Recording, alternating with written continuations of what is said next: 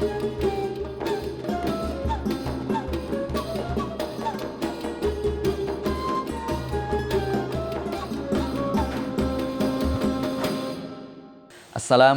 warahmatullahi wabarakatuh. Pemirsa Jateng Pos TV yang berbahagia, alhamdulillah wa syukrillah, la haula wa la quwata illa billah. Asyhadu an la ilaha illallah wa asyhadu anna Muhammadan abduhu wa rasuluh. Allahumma shalli wa sallim ala sayyidina wa maulana Muhammadin wa ala alihi wa sahbihi wa barik wa sallim ajma'in. Pemirsa Jateng Pos TV yang berbahagia, alhamdulillah atas nikmat dan karunia Allah, kita berada di penghujung bulan Ramadan tahun ini, dan insya Allah kita akan bertemu dengan bulan Syawal atau biasa disebut sebagai Idul Fitri. Aid itu artinya adalah kembali, Fitri itu artinya adalah suci. Nah, jadi kita kembali kepada kesucian. Diibaratkan kita sebagai seorang yang bayi yang baru lahir, kita tidak mempunyai dosa apapun. Itu kalau kita puasanya berhasil. Sehingga Idul Fitri itu dimaksudkan adalah rasa gembira kita karena dosa-dosa kita diampuni oleh Allah Subhanahu wa taala sebagaimana bayi yang tidak punya dosa. Sehingga itu merupakan kebahagiaan tersendiri. Orang tidak punya dosa itu kebahagiaan yang luar biasa. Ya gampangannya kalau kita mikir itu orang nggak punya utang. Tadinya punya utang banyak, kemudian dia nggak punya utang. Itu betapa gembiranya dia.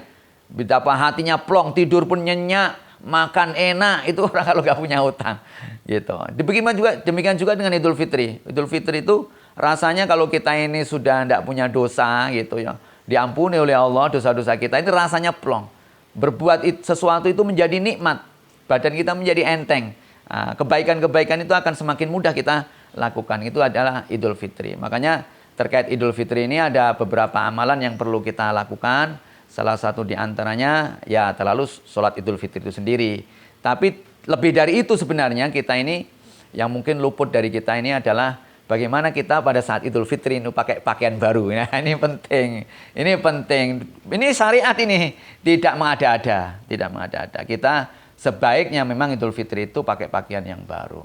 Walaupun ada ungkapan laisal aid liman libasuhu jadid walakinnal aid liman birruhu tazid atau liman ta'atuhu tazid gitu. Jadi bukanlah id orang yang pakai pakaian baru, tapi yang dimaksud id adalah orang yang ketaatannya adalah bertambah. Itu adalah ungkapan. Tapi ala kulli hal bahwa Rasulullah SAW memberikan contoh kepada kita agar setiap id itu kita memakai pakaian yang baru ya, atau yang terbersih. Kenapa? Karena menunjukkan rasa sukacita kita pada hari itu, di hari kemenangan. Kemenangan kita telah mengalahkan hawa nafsu kita. Nah, kita harus bergembira, sukacita. Ini bagian dari sunnah Rasulullah SAW. Kita pakai wangi-wangian, pakai baju baru gitu. Tidak harus mahal, pakai sarung baru tidak harus mahal. Sarung kan 20 ribuan bisa, sudah bisa kan 20 ribu. Bahkan 15 ribu juga ada sarung. Sudah pantas itu dipakai. Tidak apa-apa, yang penting baru. Kita ambil sunnahnya gitu. Jangan sepelekan, kita tahun yang lalu tidak pakai baju baru. Tahun berikutnya juga, yang sebelumnya juga nggak pakai baru. Tiap itu cuma itu saja ini. Ojo nunjuki wong Islam ki kere, jangan sampai seperti itu ya. It harus kita sambut dengan sukacita yang luar biasa. Tunjukkan bahwa kita ini punya pakaian baru, kopiah baru, senyumnya mengembang di mana-mana. Karena apa? Rasa sukacita.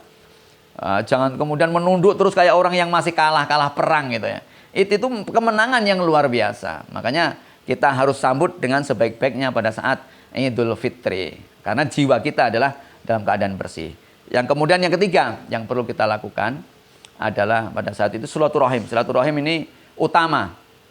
Utama walaupun di musim pandemi ini kita ini dilarang silaturahim. Ini tapi ya piye ya jangan ceritanya ini aneh. Corona ini jadi aneh. Pandemi ini aneh. Kenapa? Kita ini tidak boleh melaksanakan sunnah-sunnah. Sholat harus diganggang. Ini rodok janggal sebenarnya, rodok aneh lah. Salaman dulu, salaman tuh begini nih. Salaman begini nih, salaman model apa itu? Salaman tuh begini. Ini sunnah Rasulullah SAW yang dicontohkan salaman begini. Apabila ada dua orang yang berjumpa, kemudian dia bersalaman, dosanya akan gugur sebelum dia berpisah. Salamannya begini nih. Tidak, salamannya begini. Ini saya atau jadi Pokoknya corona ini aneh ini corona ini. Sholatnya sudah diganggangi, salamannya aneh gitu ya. Sama aneh. Terus kemudian ditambah silaturahim dilarang. Nah ini kan berbahaya ini. Silaturahim dilarang. Silaturahim selalu virtual, Masya Allah. Ini dalilnya tidak ada. Pada zaman dahulu itu ada seorang sahabat Rasulullah SAW. Dia itu seorang istri yang mengadukan kepada Rasulullah. Wahai Rasulullah, saya ini jengkel sama suami saya. Kenapa? Karena suami saya ini sangat suka mengampir ke koncone ning omah gitu loh. Sangat suka menerima tamu. Suami saya itu. Padahal kondisi saya di rumah pas-pasan, kadang nggak ada makanan. Ini membuat saya repot. Kemudian tolong Rasulullah itu dinasihati. Kemudian baiklah kalau begitu, saya besok tak akan bertamu ke rumahmu. Loh, dia gembira sekali istri ini. Karena apa? Yang akan bertamu ke rumahnya adalah Rasulullah SAW, orang terbaik di dunia, di muka bumi. Akhirnya benar pada hari berikutnya Rasulullah datang ke situ. Kemudian ngobrol-ngobrol sama suaminya, kemudian ngobrol-ngobrol sama yang mengadukan tadi itu. Kemudian setelah itu Rasulullah berpaling pulang. Kemudian Rasulullah menyampaikan, kamu nanti lihat kalau aku pulang dari jendela. Kemudian benar. Ketika Rasulullah pergi, dilihatlah dari jendela itu bahwa Rasulullah itu diikuti oleh kalajengking, oleh ular, oleh binatang-binatang berbahaya. Rupanya orang tamu itu datangnya membawa berkah, pulangnya itu membawa penyakit. Penyakit itu dibuang semua oleh tamu itu, diseret oleh tamu itu, pergi semua itu. Kalau kita kedatangan tamu di rumah kita ini yang kita sambut itu, dia pulangnya tamu itu dia diikuti oleh segala penyakit yang ada di rumah kita. Bayangkan. Akhirnya wanita ini sekarang tahu bahwa ini loh yang menyebabkan suaminya itu begitu gemar mendatangkan orang bertamu di rumahnya. Nah ini, makanya ini menyalahi aturan kalau kita ini tidak boleh silaturahim. Aneh kita ini kalau silaturahim. Apa bisa ini lewat WhatsApp, kemudian itu ular, kalajengking dan lain sebagainya yang berbahaya itu kemudian akan hilang? Saya kira tidak bisa. Mohon maaf ini rodok ekstrim, tapi ini benar bahwa Rasulullah pernah melakukan itu. Silaturahim kita harus berjumpa, harus datang ke tempatnya. Silaturahim menunjukkan bahwa kita ini ada itikat baik untuk berjumpa. Ini tradisi Islam, sunnah Rasulullah SAW. Bahkan orang yang silaturahim itu menjalin silaturahim itu dia akan mendapatkan rizki, dia akan dihilangkan segala bala, dan dia akan dipanjangkan umurnya. Masya Allah. Segala kebaikan, tidak ada burukannya sekalipun.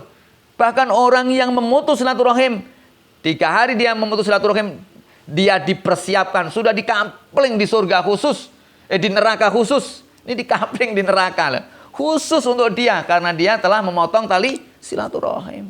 Ini betapa luar biasanya silaturahim ini. Oleh karenanya, marilah kita gunakan pada saat Idul Fitri ini, momen yang terbaik ini untuk silaturahim. Kecuali memang jauh sekali.